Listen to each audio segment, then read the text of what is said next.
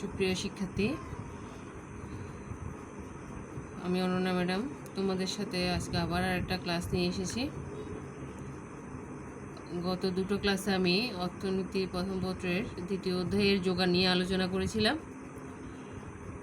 আজকেও আমি তোমাদের যোগান থেকে কিছু উদ্দীপক নিয়ে আলোচনা করব, সাথে বিস্তারিত থাকবে। তো এখানে আজকে প্রথমে আমি আলোচনা করব যোগানের স্থিতিস্থাপকতা নিয়ে। যোগানের স্থিতিস্থাপকতা নিয়ে থেকে প্রশ্ন খুব একটা বেশি আসেও না, কিন্তু তারপরও একদম খুব বেশি না হলেও দুই একটা প্রশ্ন তো থাকেই। তো আমরা প্রথমেই একটু আসি যোগানের স্থিতিস্থাপকতা কাকে বলে। আমরা চাহিদার স্থিতিস্থাপকতা করেছি, তো চাহিদার চাহিদার মতো যোগানেরও স্থিতিস্থাপকতা রয়েছে। একই রকম সূত্র দিয়ে আমরা যোগানের স্থিতিস্থাপকতাও বের করব। যোগানের নির্ধারক দামের পরিবর্তনের ফলে যোগানের পরিমাণের পরিবর্তন কিন্তু সবসময় এক হয় না। স্থিতিস্থাপকতা দ্বারা এই পরিবর্তনের হার পরিমাপ করা হয়। তো যোগানের স্থিতিস্থাপকতা বলতে এখানে আমরা বলবো অন্যান্য অবস্থার মধ্যে সময়, উপকরণ ব্যয়, অন্যান্য দ্রব্যের দাম, কারিগরি দক্ষতা, প্রাকৃতিক অবস্থা ইত্যাদি অপরিবর্তিত থেকে দামের আপেক্ষিক বা শতাংশিক পরিবর্তনের ফলে যোগানের যে আপেক্ষিক বা শতাংশিক পরিবর্তন হয় তার অনুপাত বা ভাগফলকে যোগানের স্থিতিস্থাপকতা বলে। আমি আবার একটু বলি, অন্যান্য অবস্থাগুলো হচ্ছে সময়, উপকরণ ব্যয়, অন্যান্য দ্রব্যের দাম, কারিগরি দক্ষতা, প্রাকৃতিক অবস্থা ইত্যাদি অপরিবর্তিত থেকে দামের আপেক্ষিক বা শতাংশিক পরিবর্তনের ফলে যোগানের যে আপেক্ষিক বা শতাংশিক পরিবর্তন হয় তার অনুপাতকে বা ভাগফলকে যোগানের স্থিতিস্থাপকতা বলে। যোগানের স্থিতিস্থাপকতা এখানে আমরা ইলেকট্রিসিটি অফ সাপ্লাই, তাই আমরা ইএস দ্বারা চিহ্নিত করব। তো আমি একটু সূত্রে যাই প্রথমে, কিভাবে আমরা যোগানের স্থিতিস্থাপকতা সূত্র পাই। ইএস সমান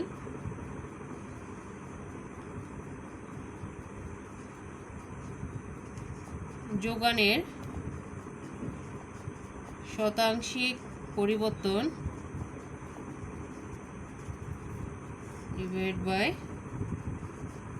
দামের শতাংশিক পরিবর্তন। এখান থেকে আমি পাচ্ছি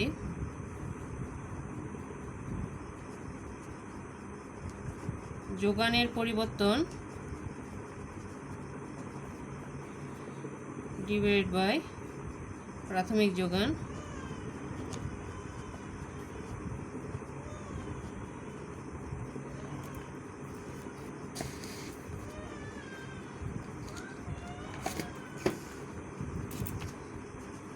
QS del QS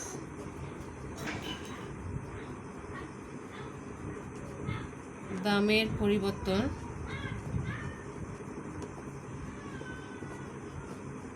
del P divide by প্রাথমিক দাম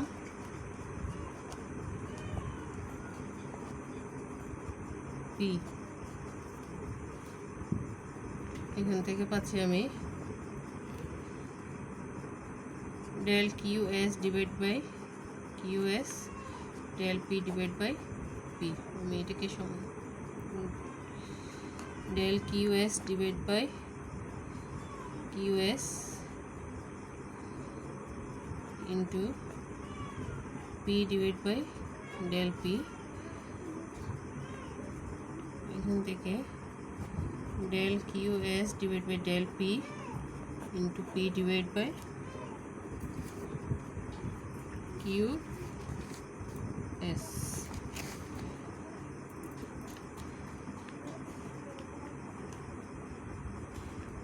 এই হচ্ছে আমার যোগানের স্থিতিস্থাপকতা সূত্র। এই স্থিতিস্থাপকতার ভিত্তিতে এই সূত্রের ভিত্তিতে যোগানের স্থিতিস্থাপকতা বের করা যায়। আমরা একটা অঙ্ক দিয়েও দেখতে পারি। যোগানের স্থিতিস্থাপকতা কিন্তু আবার এককের সমান, এককের বেশি। এককের চেয়ে এককের যোগানের স্থিতিস্থাপকতা এককের সমান, একের চেয়ে বেশি, এককের চেয়ে কম, অসীম স্থিতিস্থাপকতা এবং শূন্য স্থিতিস্থাপকতা চাহিদার মতোই আছে এরকম। তো আমি যে কোনো একটা সূত্র দিয়ে যোগানের স্থিতিস্থাপকতা বের করতে পারি। একটা উদাহরণ নিয়ে মনে করি একটা সূচি দেওয়া আছে পি কিউ কিউএস। কিউএস হচ্ছে কোয়ান্টিটি অফ সাপ্লাই, পি হচ্ছে দাম,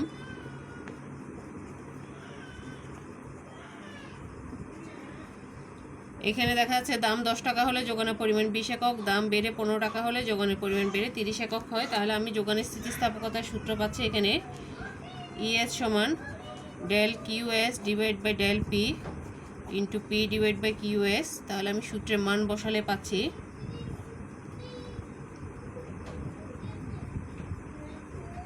30 minus 20, 15 minus 10, 10 divide by 20, QS এর মান 20। প্রাথমিক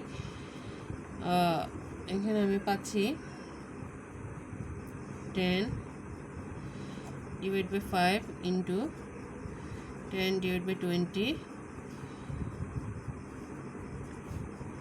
আমরা নিচে নিচে করবে এখানে, তাহলে পাচ্ছি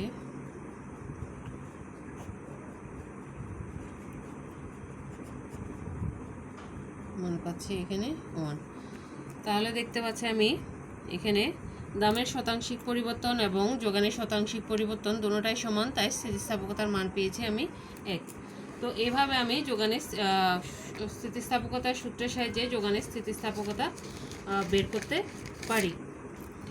আমি আজকে আরেকটা উদ্দীপক নিয়ে একটু আলোচনা করব। এটা আমাদের চট্টগ্রাম বোর্ডে 2019 সালে আসছে। চট্টগ্রাম বোর্ড 19 সালে আসছে। একটা উদ্দীপক দেওয়া আছে, দাম দেওয়া আছে, যোগানের পরিমাণ দেওয়া আছে 10 টাকা, 15 টাকা, 20 টাকা। যোগানের পরিমাণ হচ্ছে 20 কেজি, 30 কেজি এবং 40 কেজি।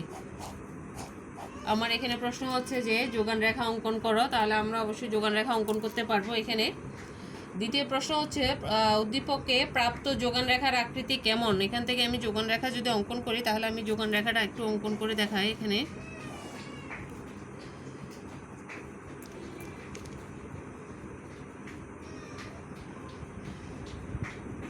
পাঁচ, 10, 15, 20, আমি 5 করে গেলাম। এখানে 10, 20, 30, 40। তাহলে দেখাচ্ছে 10 টাকা দামে যোগানের পরিমাণ হচ্ছে 20 একক, 15 টাকা দামে যোগানের পরিমাণ হচ্ছে 30 একক, 20 টাকা দামে যোগানের পরিমাণ হচ্ছে 40 একক। এ বি সি বিন্দু তিনটি যোগ করলে দেখাচ্ছে বাম থেকে ডান দিকে ঊর্ধ্বগামী একটি স্বাভাবিক আকৃতির যোগান রেখা পায়। তাহলে আমাকে প্রশ্ন করা হচ্ছে, এটা হচ্ছে আমার গয়ের প্রশ্নের উত্তর। গতে ছিল যে উদ্দীপক থেকে যোগান রেখা অঙ্কন করো, এই যোগান রেখা অঙ্কন করলাম। ঘতে ছিল কি উদ্দীপকে প্রাপ্ত যোগান রেখার আকৃতি কেমন, এইরূপ আকৃতির পেছনে যুক্তিসঙ্গত কারণ দেখাও। তাহলে যোগান রেখার আমি বলতে পারি যে উদ্দীপক থেকে অঙ্কিত তথ্য থেকে প্রাপ্ত তথ্য থেকে অঙ্কিত যোগান রেখার আকৃতি হচ্ছে ঊর্ধ্বগামী বাম থেকে ডান দিকে ঊর্ধ্বগামী। এর পেছনে যুক্তিসঙ্গত কারণ হিসেবে প্রথমে বলা যায় এটা যোগান রেখার ডাল ধনাত্মকের কারণে যোগান রেখা বাম থেকে ডান দিকে ঊর্ধ্বগামী, এবং এখানে সূচিতে দেখাচ্ছে দাম যত বাড়ে যোগানের পরিমাণ বাড়ে, দাম কমলে যোগানের পরিমাণ কমে, অর্থাৎ দামের সাথে যোগানের একটা সমমুখী সম্পর্ক বিরাজ করে। এই কারণে বাম থেকে ডান দিকে ঊর্ধ্বগামী একটি যোগান রেখা আমরা পাই। এছাড়া আরও বলতে পারি যে এখানে আমরা বলতে পারি যে দামের শতাংশিক পরিবর্তন এবং যোগানের শতাংশিক পরিবর্তন একই, তাই যোগান রেখার আকৃতি বাম থেকে ডান দিকে ঊর্ধ্বগামী। আমি যদি এখানে একটু দেখাই যে এক্ষেত্রে দামের শতাংশিক পরিবর্তন, আমি নিচেরটা দিয়ে যদি একটু দেখাই হিসেব করে, যেমন 20 বিয়োগ 15 ভাগ 15 গুণ 100, তাহলে আমি এখানে পাচ্ছি এটা হচ্ছে আমার দামের শতাংশিক পরিবর্তন।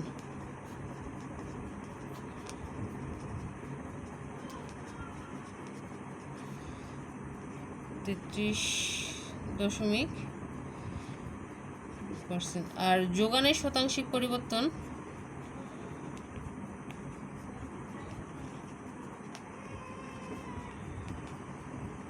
যোগানের শতাংশিক পরিবর্তনটা যদি আমি দেখাই তাহলে এখানে হচ্ছে 40 বিয়োগ 30 ইংলিশ -15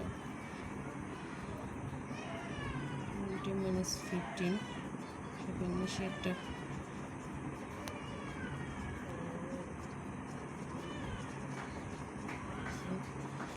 -30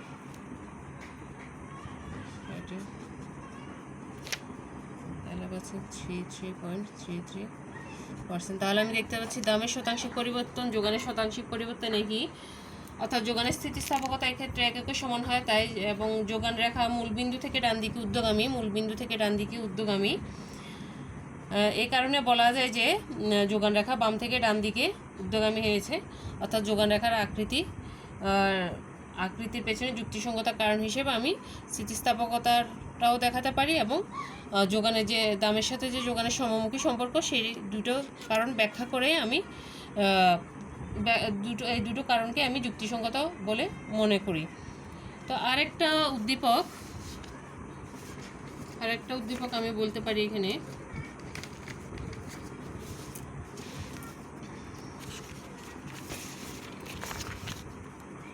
আর একটা উদ্দীপক ছিল, এটা একটা বোর্ড কোশ্চেন। এটা 2018 সালে আসছে, ঢাকা, দিনাজপুর, সিলেট বোর্ডে, যশোর বোর্ডে আসছে। একটা চিত্র দেওয়া আছে,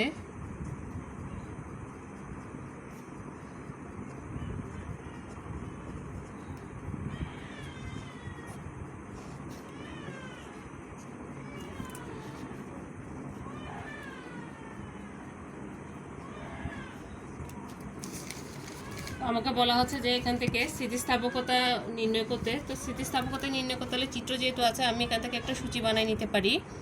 PQS একটা সূচি বানিয়ে নিলে 5, 10, 50, 100। তাহলে আমি এখান থেকে ESA অর্থাৎ স্থিতিস্থাপকতায় মান বসাতে পারি del QS divide by del P into P divide by QS। তাহলে আমি এখানে মান বসাই, এটা ব্যবহার করা যায় আবার del QS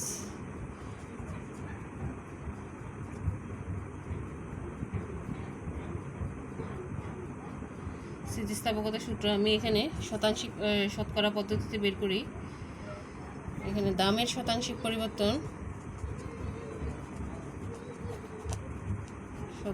পরিবর্তন del P divide by P 100%। তাহলে হচ্ছে 10 - 5 divide by 5 into 100%।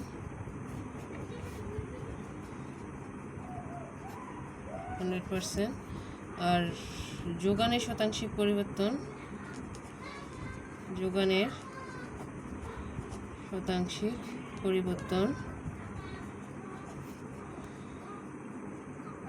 del QS divide by QS সমান into 100%। 100 - 50 divide by 50 into 100% is equal to 100%। তাহলে আমি সেই ESA মানটা বসাতে পারি। এবার এখানে যদি আমি মানটা বসাই, 100% ডিভাইড বাই 100%,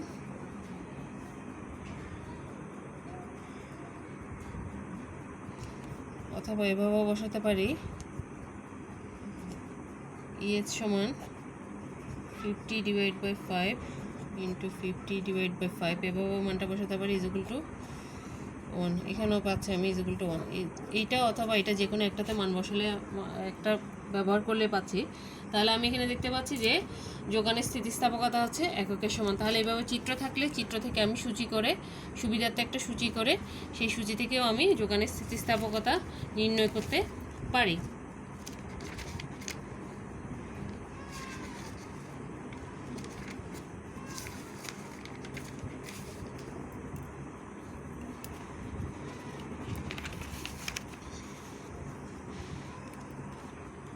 আর একটা প্রশ্ন ছিল, আর একটা উদ্দীপক নিয়ে আলোচনা করি। এটা হচ্ছে সিলেট বোর্ড 2017 সালে আসছে। একটা উদ্দীপক ছিল QS = 10 + 5p।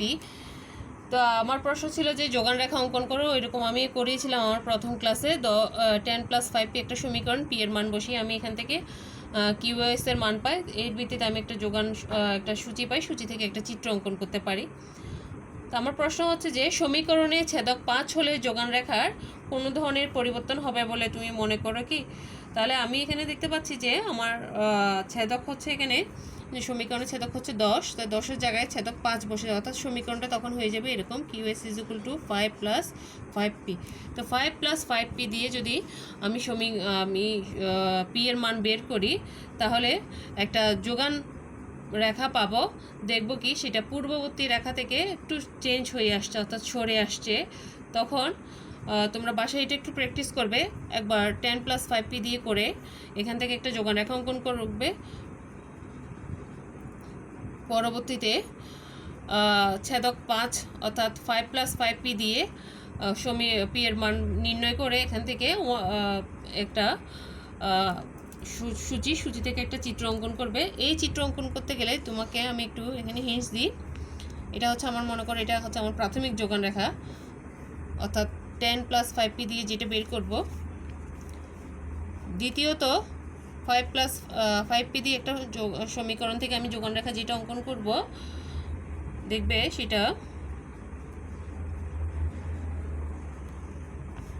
সেটাকে আমি নাম দিতে পারি SO1, অর্থাৎ যোগান রেখাটা একটু চেঞ্জ হবে।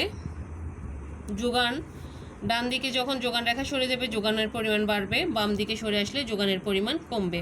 অর্থাৎ 5 + 5p দিয়ে যখন করবে তখন দেখবে যোগান হ্রাস পেয়েছে। তোমরা এটা একটু বাসায় একটু প্র্যাকটিস করবে, এই দুইটা সমীকরণ দিয়ে যোগান রেখাটা অঙ্কন করবে। তো আজকে আমি যোগানের উপর কয়েকটা উদ্দীপক নিয়ে আলোচনা করলাম। যোগান সম্পর্কিত বিষয় এখানে আলোচনা এখানেই শেষ। আগামী ক্লাসে আমরা বাজার ভারসাম্যের উপর আলোচনা করব। আর যোগান সম্পর্কিত কোনো প্রশ্ন যদি বা কোনো বোর্ড কোয়েশ্চেন যদি তোমাদের থাকে বা কোনো মতামত থাকে, তাহলে তোমরা কমেন্টের মাধ্যমে আমাকে জানাবে, আমি সেটা সলিউশন করার চেষ্টা করব। তো আগামী ক্লাস আমরা ভারসাম্য নিয়ে ক্লাস করব, বাজার ভারসাম্য নিয়ে ক্লাস করব। তো সেই পর্যন্ত ভালো থাকো, সুস্থ থাকো। ধন্যবাদ সবাইকে।